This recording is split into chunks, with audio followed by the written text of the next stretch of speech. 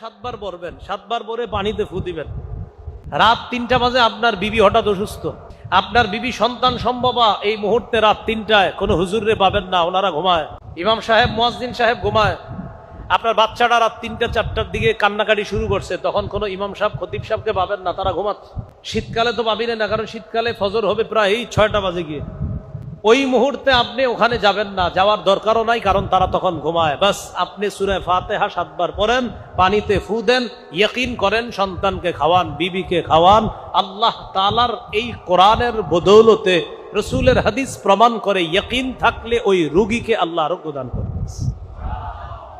একটা হাদিস শোনাই, মজার হাদিস। রাসূলুল্লাহ সাল্লাল্লাহু আলাইহি সাল্লামের নবীজির একদল সাহাবী এক জায়গায় গেছে যুদ্ধে, জিহাদে। যাওয়ার পর তাদের খানা শেষ হয়ে গেছে, খানা তো খানা শেষ হয়ে যাওয়ার পর এমন অবস্থা হয়েছে, মুসাফির মানুষ, খাবার নাই। পাশে খ্রিস্টান পল্লী আছে, তাদেরকে গিয়ে বললেন যে আমাদের একটু খাবার দাবারের ব্যবস্থা করা যাবে কিনা। খ্রিস্টানরা সরাসরি না করে দিল, না, আমরা তোমাদের কোনো খাবার দাবারের ব্যবস্থাপনা করতে পারবো না। ইতিমধ্যে তাদের নেতা যিনি, ওই নেতাকে বিচ্ছু কামড় দিস। বিচ্ছু কামড় দেওয়ার পর সমস্ত ডাক্তার কবিরাজ আনে, কাজ হয় না। তারা পরামর্শ করলো, পাশে একদল মুসলমান আছে, তাদের মাঝে কেউ যদি ঝাড়ফুঁক করে, এই ঝাড়ফুঁক কেউ করতে পারলে তাকে আমরা নিয়ে আসি, দেখি ঝাড়ফুঁক করার পর কোনো কাজ হয় কিনা। মুসলমানদের সদস্য সংখ্যা ছিল মোটামুটি অনেক, তো মুসলমানদের কাছে গেছে। যাওয়ার পর ওই যে যারা মুসলমানদেরকে খাবার দিতে চায় নাই, তাদের এক প্রতিনিধি দল মুসলমানদের আমির সাহেবের কাছে গিয়ে বলে, আফিকুম রাকিন, তোমাদের মাঝে কি ঝাড়ফুঁক করতে পারো, কেউ আসো? মুসলমানদের আমির সাহেব যিনি, তিনি বললেন, হ্যাঁ আসি তো, কেন? আমাদের নেতাকে বিচ্ছু কামড় দিছে, একটু আসো ঝাড়ফুঁক করবা। আমির সাহেব বললেন, না, করব না। কি বললেন? করব না। কেন? খাওয়ান দিছো, খাবারের ব্যবস্থা করছিলা? কয় না। তো ঝাড়ফুঁক করবো কি লেগে? তারা বলল, যদি ঝাড়ফুঁক করো, আমাদের নেতা যদি ভালো হয়ে যায়, 30টা বকরি দিব। কয়টা বকরি? 30। এখন খানা দিতে চায় না আগে, এখন কয়টা বকরি দিবে? আমির সাহেব গেছে, যাওয়ার পর কি জানি পড়ছে, পইরা নেতারে ফু দিছে। আল্লাহর কি কুদরত, নেতা ভালো হয়ে গেছে। বকরি পাইছে, পাওয়ার পর সাহাবায়ে কেরাম চিন্তিত হয়ে গেলেন, ঝাড়ফুঁক কইরা বকরি পাইলাম, এখন খাওয়া যায় যাচ্ছে কিনা এই মাসালা তো জানি না, চলো নবীজির কাছে যাই। সাহাবীরা নবীজির কাছে গেলেন, ইয়া রাসূলুল্লাহ, ঝাড়ফুঁক করলাম, বকরিও পাইলাম, তারা খাওয়ান দিতে চায় নাই, পরে আমি শর্ত দিয়া ফু দিছি, পরে খাওয়ান দিছে, মানে বকরি দিছি। হুজুর, এই বকরি খাওয়া যায় যাচ্ছে? নবীজি বললেন, তোমরাও খাও, আমার জন্য রাখো। কি বললেন? তোমরাও খাও, আমার জন্য রাখো। এখান থেকে একটা মাসালা, ফুটু দিলে টাকা পয়সা জায়েজ আছে, মানে আমারে দেওয়া লাগবে না, কথা বললাম আর কি। এখান থেকে একটা মাসালা, যে ফু দিলে আপনার ওই যে হাদিয়া দেওয়া, ওইটা জায়েজ আছে। তাহলে রাসূল সাল্লাল্লাহু আলাইহি সাল্লাম ওই ফু দেওয়ার যে হাদিয়া পেয়েছেন, সাহাবায়ে কেরাম তারাও খেয়েছে। নবী বললেন, তোমরাও খাও, ওয়ালি সাহমুন, আমার জন্য এক অংশ রেখে দিও। যাই হোক, তো নবীজি বললেন, সব ঠিক আছে, আচ্ছা তুমি কি বইরা ফু দিছো, ভালো হয়ে গেছে? তো বললেন, হুজুর, আপনি বলছেন সূরা ফাতিহা, এটাকে বলছেন শিফা। সূরা ফাতিহার একটা নাম শিফা, এটা আরোগ্যের সূরা। এই সূরাটা হুজুর আমি 7 বার বইরা ফু দিছি, ভালো হয়ে গেছে। নবীজি বললেন, হ্যাঁ, ঠিক কাজ করছো তুমি। তাহলে আমাদের কোনো ঝামেলা হইলে, সমস্যা হইলে, আমরাও কয়বার সূরা ফাতিহা পড়বো? 7 বার করে ফু দিব, পান করব। আল্লাহ তাআলা বললেন, কোরআন ওয়াজ, কোরআন নসিহত, কোরআন অন্তরের রোগের আরোগ্য, কোরআন শারীরিক রোগের আরোগ্য। আল্লাহ আমাদের সকলকে এই কোরআন থেকে ঔষধ গ্রহণ করার তৌফিক দান করুন। আরেকটা হাদিস শোনাই। আবু দাউদের বর্ণনা, রাসূল সাল্লাল্লাহু আলাইহি সাল্লামের এক সাহাবী নাম সালামা রাদিয়াল্লাহু তাআলা, ওনার পায়ের মধ্যে ক্ষত হয়েছে, পায়ের মধ্যে আঘাত পাইছে।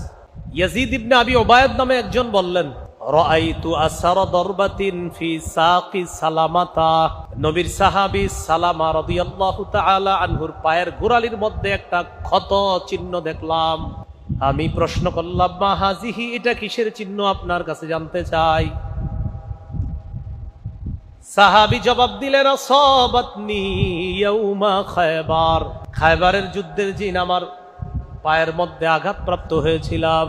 তারপর আঘাত পাওয়ার পর আমি নবীর কাছে আমাকে নিয়ে যাওয়া হয়। ফানাফাসা ফিয়া সালাসা নাফাসাত, আল্লাহর রাসূল আমার ওই পায়ের ওই জায়গায় 3টা ফু দেয়। কয়টা ফু দেয়? 3টা। নবীজি কোরআনের কিছু পড়ছে, পয়রা এইভাবে 3টা ফু দিস। ফু দেওয়ার পর ফামাশতাকাইতুহা হাত্তাল আন, নবী আমার ক্ষত স্থানে 3 ফু দেওয়ার পর আজ পর্যন্ত আমি এই জায়গায় কোনো ব্যথা অনুভব করি না। প্রিয় ভাইরা, কোরআন পড়ব তো ইনশাআল্লাহ। আল্লাহ আমাদেরকে নিয়মিত কোরআন পড়ার তৌফিক দান করেন। কোরআন সুসংবাদ দাতা, কোরআন ভীতি প্রদর্শনকারী। সূরা ফুসসিলাতের 11 নম্বর আয়াত, এই আয়াতে আল্লাহ বলেন বাশীরাও ওয়া নাযীরা। কোরআন বাশীরা, জান্নাতের সুসংবাদ দান করে, নাযীরা, কোরআন জাহান্নাম থেকে ভয় দেখায়। এজন্য যারা কোরআন পড়বে, কোরআন অনুযায়ী চলবে, কোরআন তাদেরকে জান্নাতের সুসংবাদ দেয়। কারা কারা আল্লাহর খাস সদস্য হতে চাই আমরা? কারা কারা? সবাই চাই ইনশাআল্লাহ? বলেন ইনশাআল্লাহ। বলেন আমরা, বলেন আমরা আল্লাহর পরিবারভুক্ত হতে চাই।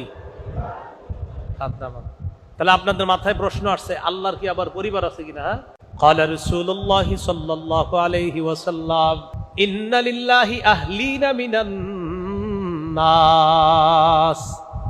নবীজি বলেন মানুষের মধ্যে কিছু মানুষ আছে যারা আল্লাহর পরিবার। সুবহানাল্লাহ।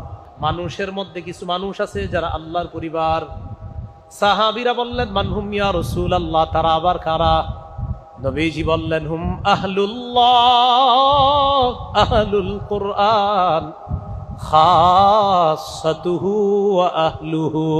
নবীজি বললেন যারা কোরআন পড়ে তারা আল্লাহর বিশেষ পরিবারভুক্ত হয়ে যায়। কোরআন যারা নিয়মিত পড়বে তারা আল্লাহর বিশেষ পরিবারভুক্ত হয়ে যায়। হাফেজ সাহেব যারা আছে এই জায়গায়, আমরা আজকে হাফেজ হইলাম, তোমরা মরণ পর্যন্ত কোরআন একদিনও তেলাওয়াত করা ছেড়ে দিবা এমন যেন না হয়। যেদিন বিয়ে করবা এদিনও কোরআন পড়বা।